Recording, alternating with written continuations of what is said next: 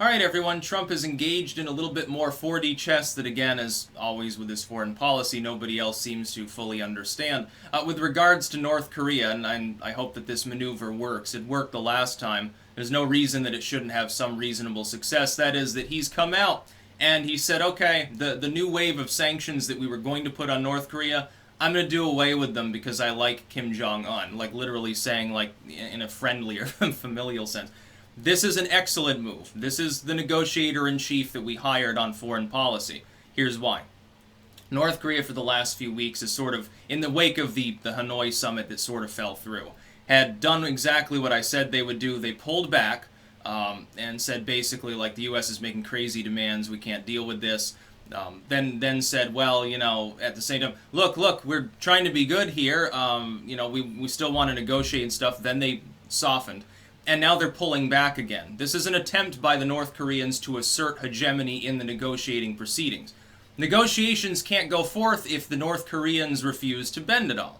Now the U.S., therefore, is softening one of its stances, and he's doing it in a very calculated manner. Here's how.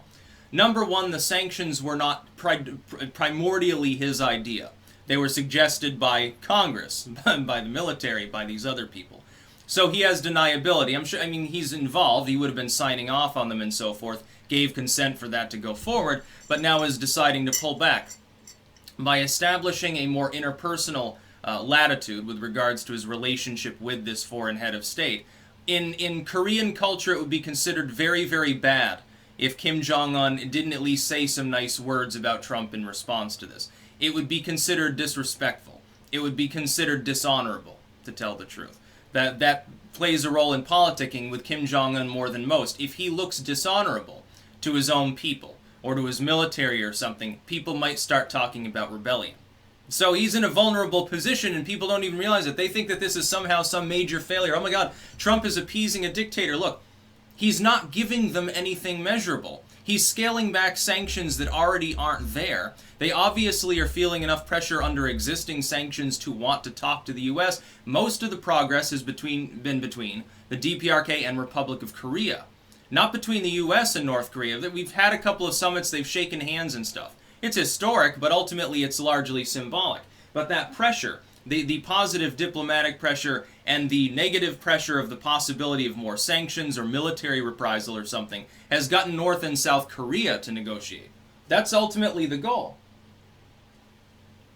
Just like when Trump backed off on demanding, well, give up your nukes and stuff. No, we can negotiate and, we can talk about that later.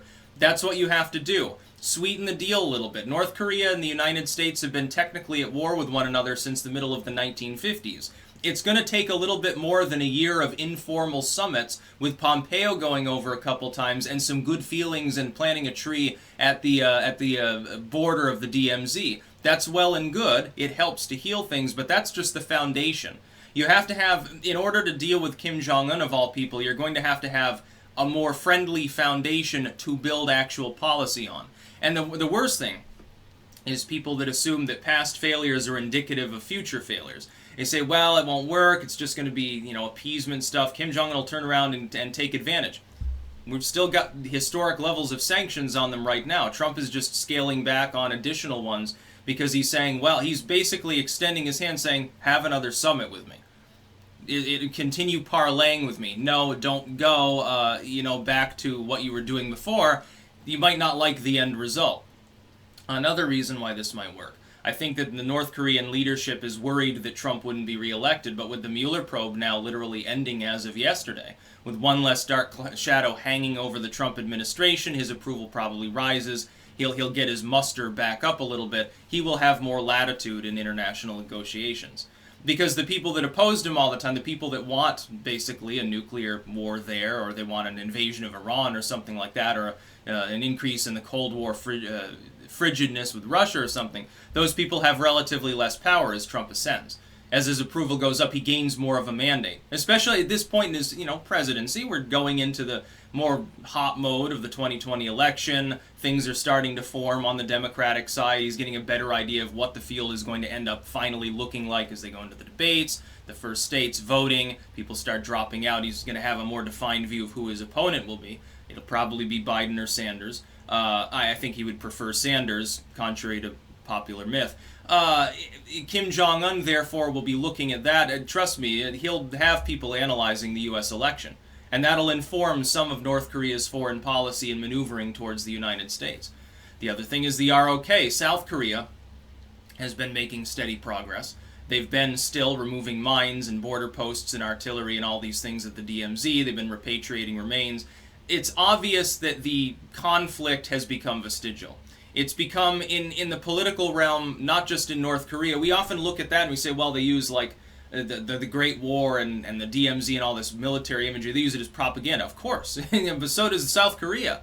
So does the United States. So do the Chinese. All of these different countries have had a vested interest in keeping that conflict going in certain ways, like trying to eventually end it, but only wanting it to end in certain ways that do not overlap well with one another. Like the end goal of the Korean War for the United States was drastically different than for the DPRK. Initially it was, hey, you will give up, have total fealty to our way of life.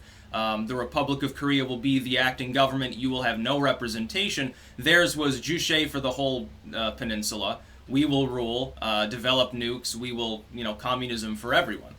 Now those lines have softened somewhat. North Korea arguably is no longer a purely communistic state anyway. People that have been there reporting increased activity with regards to having a sort of underground market economy that's actually propping the economy up at all, based partially on Russian smuggling and Chinese influence of all things. China being no longer a communistic nation. In fact, where they've got a market system at all, in some of these zones where they've got basically totally laissez-faire capitalism, it's more capitalistic than the U.S. They don't even have environmental laws. Minimum wage, what are you talking about? Workers' rights? Ha! Yeah, that's a good one, they say. Can't even search it on the Chinese intranet. No, Trump is doing the right thing. The price of peace will be, then the United States is not going to get everything that it wants in a peace agreement with North Korea. I'm so fucking surprised. That's about all. Peace out.